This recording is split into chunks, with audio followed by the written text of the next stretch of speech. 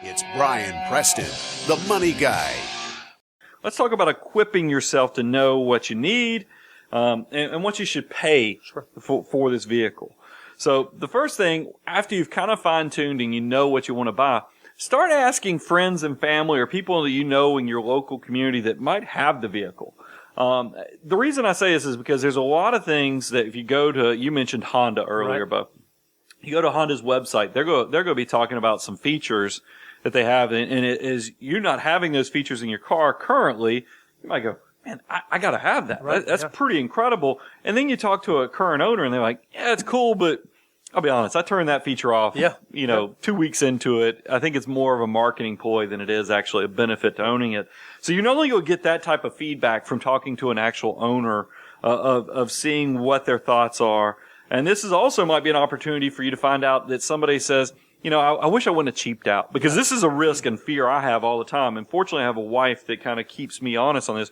I will discount or cheapen myself up to a point that then I have regret later and go, why did I do that? That was $400 more. Brian, you were such an idiot for not getting that feature for $400 on something you go drive for the next 12 years. It's just not that hard to manually roll down those windows, is it? My dad would, that would make my dad so happy if he knew I was driving around cars with manual windows, because he always say, son, it's less stuff they'll break. That's what he used to say on all options. But it is one of those things where I want you to realize that a lot of times when you buy a car, this is going to be something you're going to be working with for many years, if not a decade.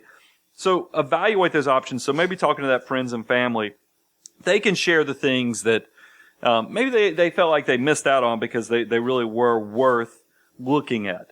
So those are two values there. And then the other thing I think that's really great about that, and this is kind of just jumping right into the next point, is that I notice when I go to the actual manufacturer dealers' websites, it's really difficult to discern the differences in the trim packages because every single car company has a different one.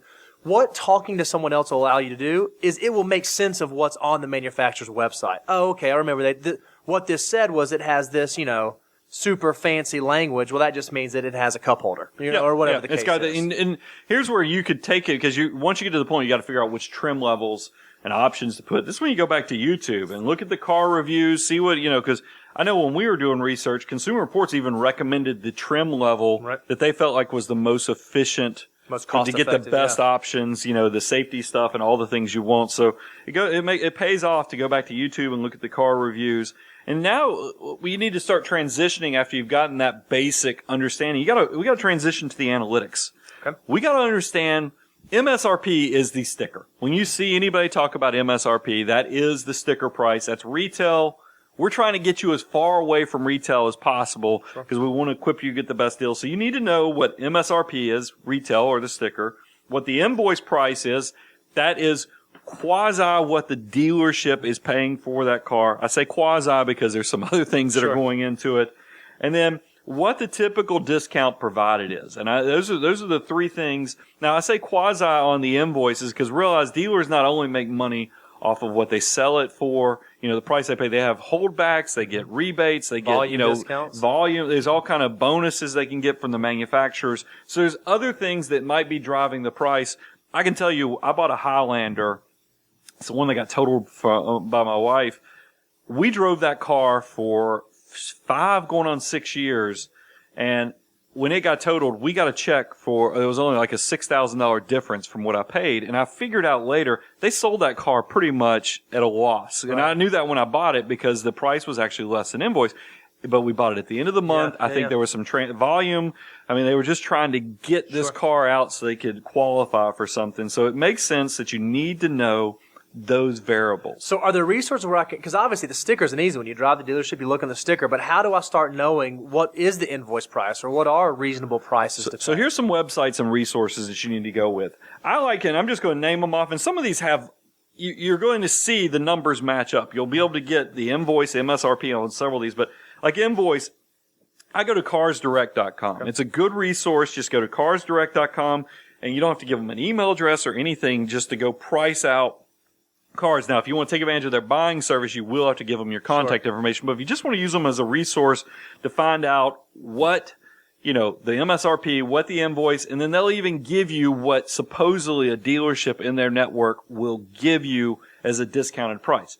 And I think you can usually, I've always experienced, you can beat those prices. Yes. But it's still nice to a starting see. point. And here's what I'd also challenge you to look at.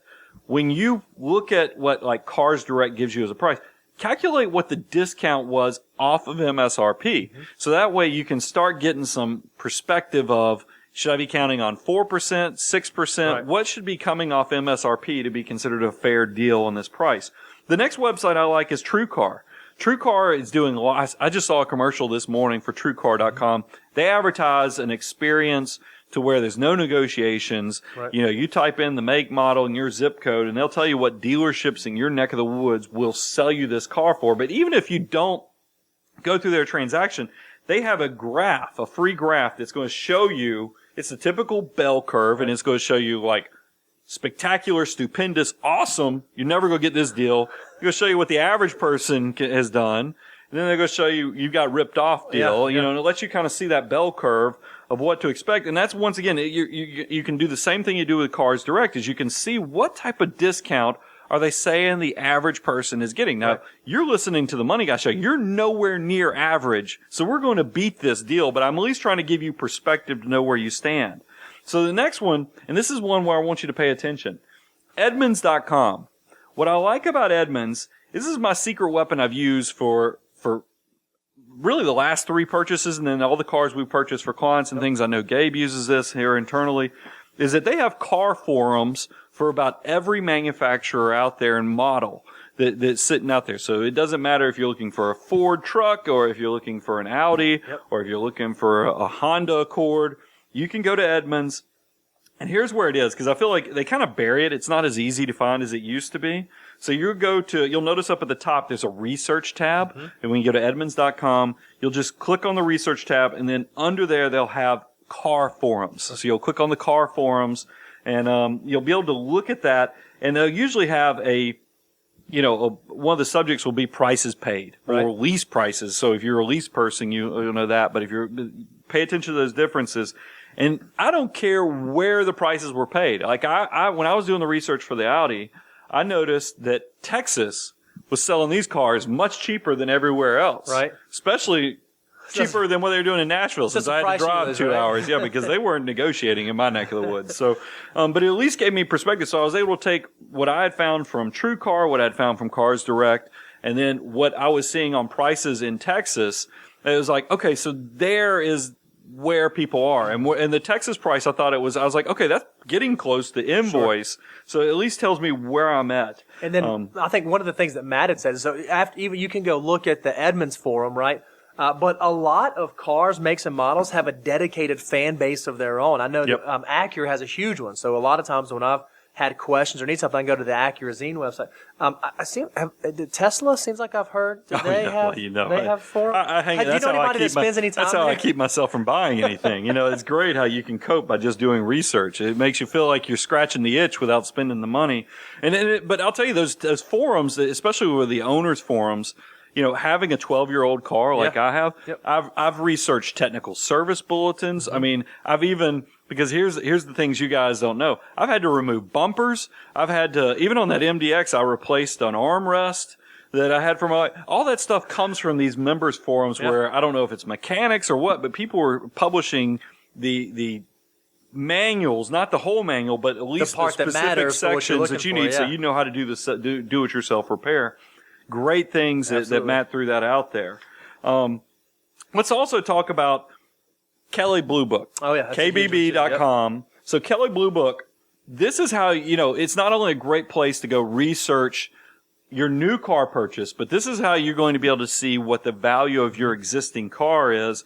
Remember, go look at, nothing wrong with going out there to CarMax, but then go look at Kelley Blue Book, because after you start fine-tuning the purchase price with the dealership you're talking to, you're going to have to transition very quickly to the next part, which is, what is my trade worth? Yeah.